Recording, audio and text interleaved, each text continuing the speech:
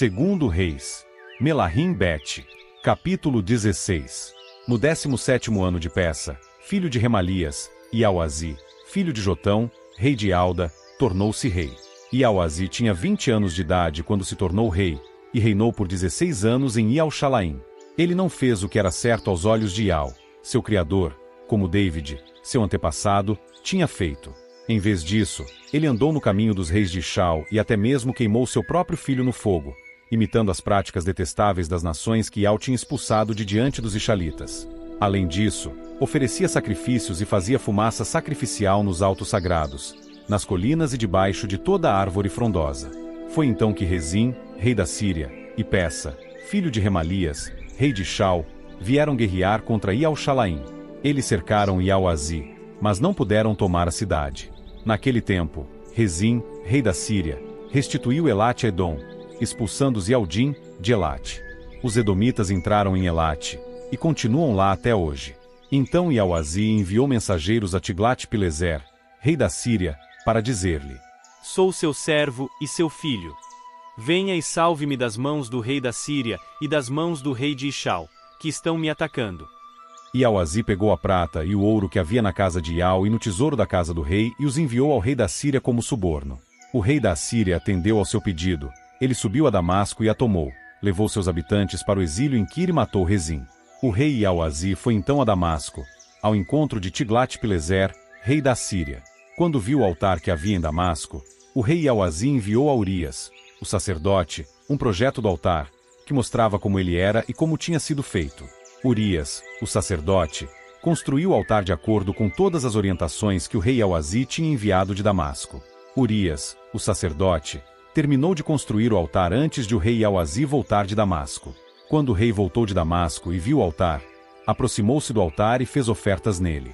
E ele fez fumegar no altar suas ofertas queimadas e suas ofertas de cereais. Também derramou suas ofertas de bebida e aspergiu no altar o sangue dos seus sacrifícios de participação em comum. Então ele pegou o altar de cobre que estava perante Ial, na frente da casa, entre o seu próprio altar e a casa de Ial, e o colocou no lado norte do seu próprio altar. O rei Iauazi ordenou a Urias, o sacerdote: Faça fumegar no grande altar a oferta queimada da manhã e a oferta de cereais do anoitecer, também a oferta queimada do rei e a oferta de cereais dele, bem como as ofertas queimadas, as ofertas de cereais e as ofertas de bebida de todo o povo. Você também deve aspergir no altar todo o sangue das ofertas queimadas, e todo o sangue dos outros sacrifícios. Quanto ao altar de cobre, vou decidir o que fazer com ele. E Urias, o sacerdote, fez tudo o que o rei Iauazi tinha ordenado. Além disso, o rei Iauazi cortou em pedaços os painéis laterais dos carrinhos e retirou deles as bacias. Também tirou o mar de cima dos touros de cobre que o sustentavam e o colocou num pavimento de pedra. E por causa do rei da Síria, ele removeu da casa de Ial a área coberta, que tinha sido construída na casa e era usada no Shabá, bem como a entrada externa usada pelo rei.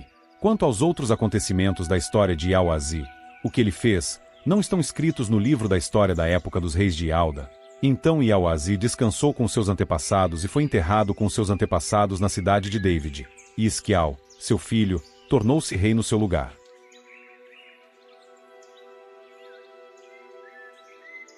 Segundo Reis. Melahim Bet.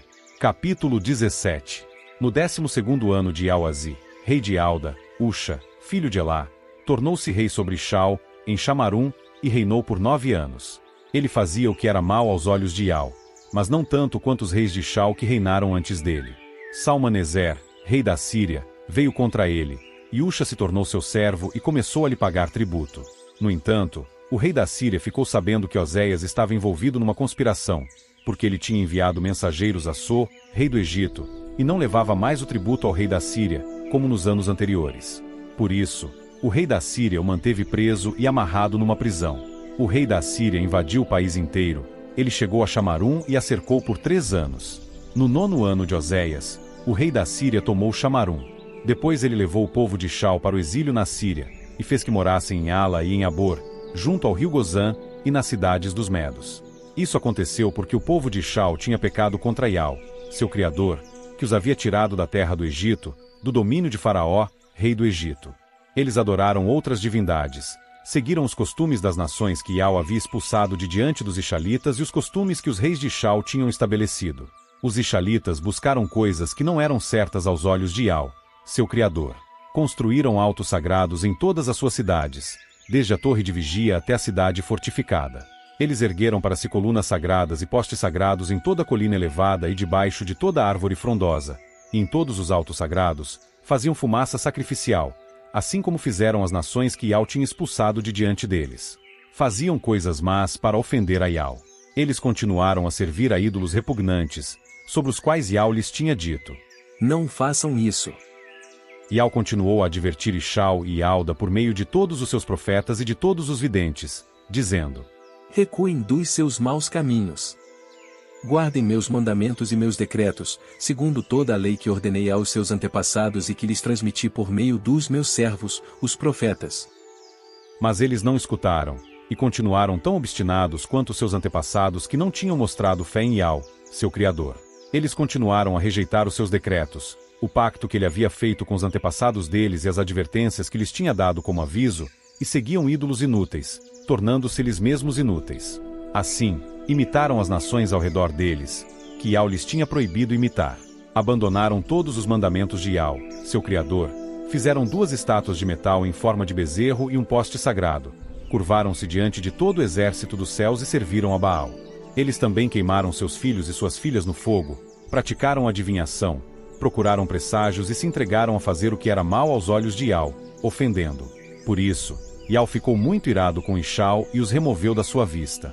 Não deixou restar ninguém, somente a tribo de Ialda. Nem mesmo Ialda guardou os mandamentos de Iau, seu Criador, eles também seguiram os costumes que Ixau seguiu. Iau rejeitou todos os descendentes de Ixau, os humilhou e os entregou nas mãos de saqueadores, até tê-los expulsado de diante de si. Ele arrancou Ixau da casa de David, e eles fizeram rei a Jeroboão, filho de Nebate. Mas Jeroboão levou Ixau a se desviar de seguir a Iau e a cometer um grande pecado. E o povo de Ixau cometeu os mesmos pecados que Jeroboão tinha cometido. Não se desviaram deles, até que Iau removeu Ixau da sua vista, assim como tinha falado por meio de todos os seus servos, os profetas. Portanto, Ixau foi levado da sua terra para o exílio na Assíria, onde continuam até hoje. Depois, o rei da Síria trouxe gente de Babilônia, Cuta, Ava, Amate e Sefarvaim, e os estabeleceu nas cidades de Chamarum. No lugar dos Ixalitas, eles tomaram posse de Chamarum e moraram nas suas cidades. Quando começaram a morar ali, não temiam a Iau. Por isso, Iau enviou contra eles leões, que mataram alguns deles. O rei da Síria foi informado: as nações que o amo levou para o exílio e estabeleceu nas cidades de Chamarum não sabem como adorar a divindade do país. Por isso, ele está enviando contra eles leões, que os estão matando, visto que ninguém sabe como adorar a divindade do país. Em vista disso, o rei da Síria ordenou: façam com que um dos sacerdotes que vocês levaram de lá para o exílio volte a fim de morar lá e lhes ensinar como adorar a divindade do país. Assim, um dos sacerdotes que eles tinham levado de Chamarum para o exílio voltou a morar em Betal, e ele começou a lhes ensinar como deviam temer a Iau. No entanto, cada nação fez sua própria divindade, e elas os colocaram nos santuários dos altos sagrados que os samaritanos tinham feito. Cada nação fez isso nas cidades em que morava. Assim, os homens de Babilônia fizeram Sucote e Benote, os homens de Cute fizeram Nergal, os homens de Amate fizeram Azima e os avitas fizeram Nibais e Tartaque. Os sefarvitas queimavam seus filhos no fogo para Adrameleque e para Anameleque, divindade de Sefarvaim. Embora eles temessem a Iau, designaram homens do povo em geral para ser sacerdotes de altos sagrados, e esses oficiavam para eles nos santuários dos altos sagrados. Assim, eles temiam a Iau, mas adoravam suas próprias divindades, de acordo com a religião das nações de onde tinham sido trazidos. Até hoje eles seguem suas religiões anteriores. Nenhum deles adora Iau e ninguém cumpre seus decretos, suas decisões judiciais, nem a lei e o mandamento que Iau deu aos filhos de Jacovi, cujo nome ele mudou para Ixau.